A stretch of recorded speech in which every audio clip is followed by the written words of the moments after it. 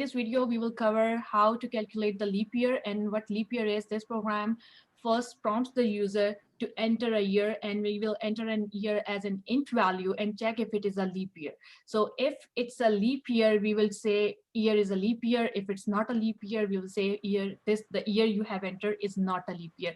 This will be easier for you in future as well. So if you want to make sure, we want to check whether the upcoming year or the last year in 17, 16, something, 1800, it will work for every year you have entered, okay? So a year is a leap year, and how we are calculating or how we are creating a code is if it is divisible by 4, but not by 100, or it is divisible by 400. So now let's take a look. Most of the code is already given. So now let's jump on to PyCharm. First of all, we have to take year from user. So we will create year. So again, when it comes to variable names, make sure it is related equals to, and how you take an year, as it was mentioned, year must be an integer. So it means you have to say int as well. If you don't say int, may not apply the mod operator, division operator on that variable. Okay, so it's an int. We are using our input symbol, and we will say enter a year, and make sure it's in double quotation marks as we are displaying a message, enter a year, and put a colon, so that just if you want, you can add some more readable statements, spaces, make it a little fancy if you want. Otherwise, you don't have to. Now, the next thing is we have to check whether, I don't know what this variable is holding right now. It can be any integer number. Okay, so whatever this year is holding, I need to check, and the formula was already provided. What was the thing? So if the year is divisible by 4, right? And how you identify if it is divisible by 4? If any number, if I ask any number, is this number divisible by 4? Like 5 is divisible by 4. How would you answer? You divide it and then you see if there is a remainder. The remainder, right? So if we are looking at the remainder, so remember I told you when we were on chapter 2 that the division operator and the mod operator, which is the percent symbol over here, is very important. It will be utilized in a lot of different ways. So as you can see, one of the ways is over here. So we will take the division. So I am creating one more variable, which is leap year, who will be holding a value which will be kind of true and false. So as you have, if you have watched the video, the last video of logical operators, as we will be using logical operators, they always return a Boolean. What is a Boolean? Which returns true and false. So is leap year equals to, now, first of all, we have to say, is year divisible by? So if I want to just check if the remainder is 0, so I'll say if year mod 4 is divisible equals to 0. So this statements tell me that year is divisible by 0. If I take the mod with 4 and it's equals to 0, it's true. It means the year is divisible by 0. And if you remember, it says, and year mod 100 must not be equals to 0. You have opened the question in front of you. You can take a look. It do mention that, and is the case where it must meets, right? So both of the side must be true. So we have to say year mod 100, and how to say not equals to 0. Equal, we can say double equal, but how to say not equals to 0?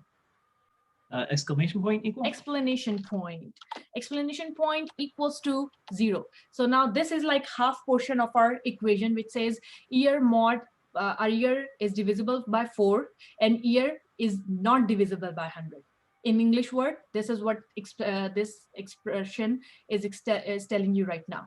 Now this is one part. If this is done, like if this is true, then we will do another part, which is our OR operator, or it is mentioned year mod 400 equals to 0, which is mentioned in your question as well. So mod 400, sorry, mod 400, mod 4 is already done, 400 equals to 0.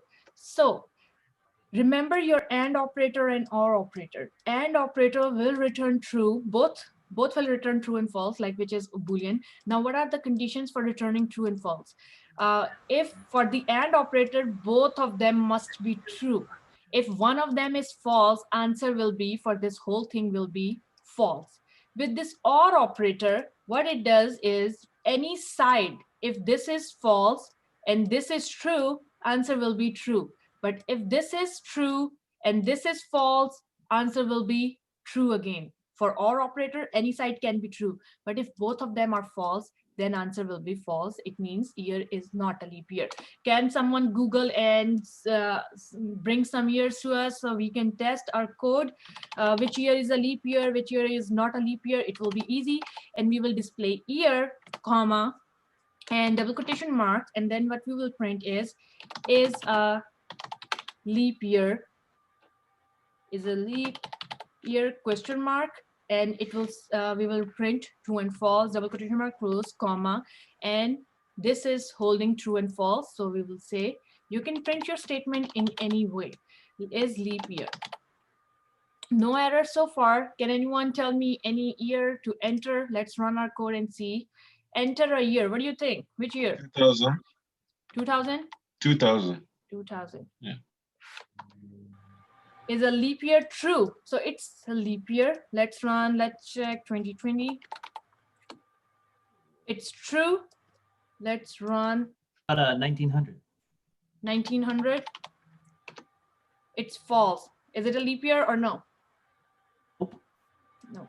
So just No. try with different multiple years with a leap year as well. Now you have the code. You can always save this code as a file, and in the future, if your friend wants to ask or anything, you can run your code, and you can just check like whether this year is a leap year or not. You may use this in future, for example, for your bigger coding. This is like piece of code, and whenever you are creating a calendar or anything, that's piece of code to check whether that leap year will be a leap year or not.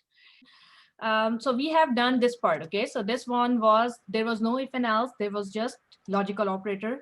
And again, you need to identify whenever you are reading the question. It's not necessary that why this question is so simple, there is no loop, there is no if and else. There might be some logical operators.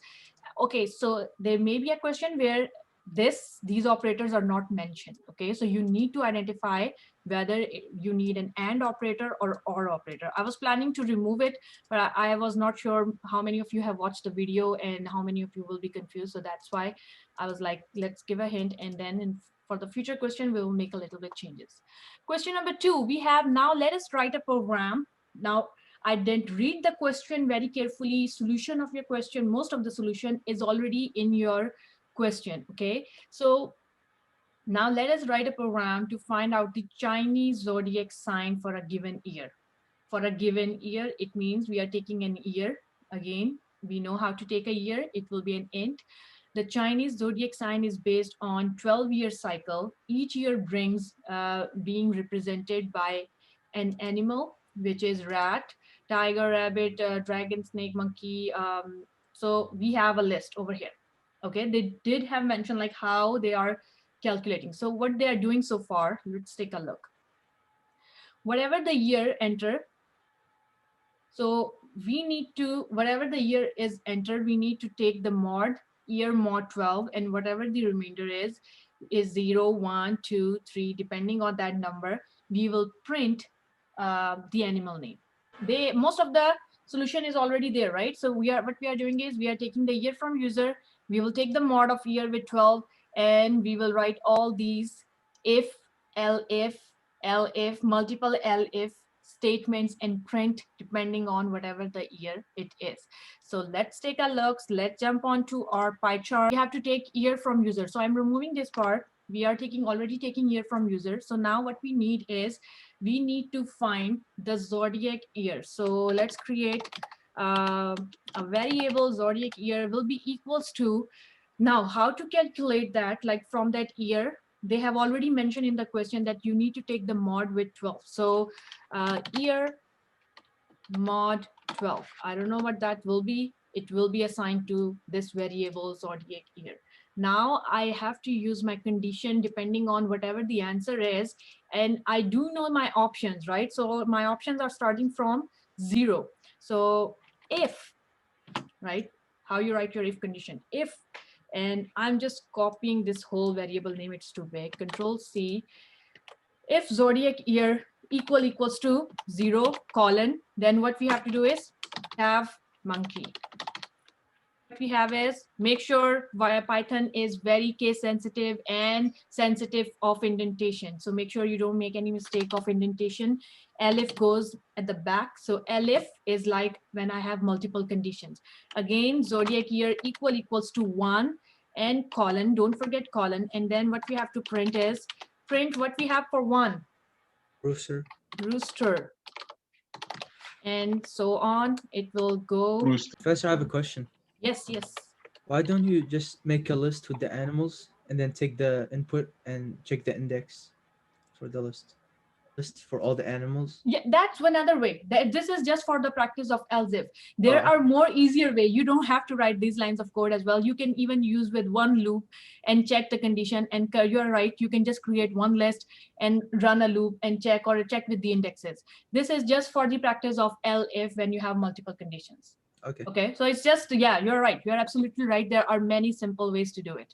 The last one is print sheep. So if none of these else if is true, so we will print the sheep. So let's run and let's test our code. You can enter any year or not, or you can Google like and see. 2020 was a rat year. Over here. It's 4. Run. 2021 is ox. I don't know if these are correct or not. I think we have to Google the answer to check if these are the correct Chinese years or not. Okay. But so 1984, if it's rat, that's right. That's right. Okay. So we are right. If you do 1984, do 1984. 1984. 1984 is rat. Okay, that's right. That's right. Oh, so that's your year and you're testing it? Yeah. Cool. So you can test your year as well. Okay, so birth year as well. As you can see, this looks scary as at first. When you take a look, it looks scary that they have mentioned a lot of information like how to do it. But when it comes to the coding part, it's not that hard. It's just simple elif. And one of the student already mentioned that you can just create simple list and just call the indexes according to whatever the index it matches. So that's it for this video. Thank you. Bye-bye.